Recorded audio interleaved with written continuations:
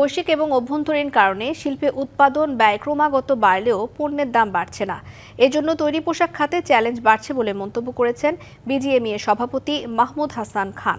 বলেন, এই পরিস্থিতিতে বৈশ্বিক প্রতিযোগিতায় টিকে থাকার জন্য দক্ষতার উন্নয়ন অপরিহার্য। রাজধানীর উত্তরায় বিজিএমইএ অডিটোরিয়াম পোশাক শিল্পে নতুন প্রযুক্তি ব্যবহারে 1175 জন প্রশিক্ষণপ্রাপ্ত প্রশিক্ষণার্থীকে সার্টিফিকেট প্রদান অনুষ্ঠানে এসব কথা বলেন তিনি।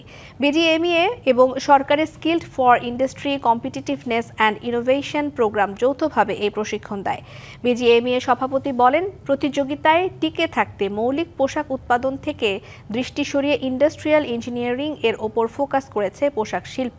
বিশেষভাবে পোশাক design software, 3D designing software, computer added manufacturing, digital printing প্রযুক্তির মতো ডিজাইনিং টুলগুলো বর্তমানে ব্যবহার করা হচ্ছে।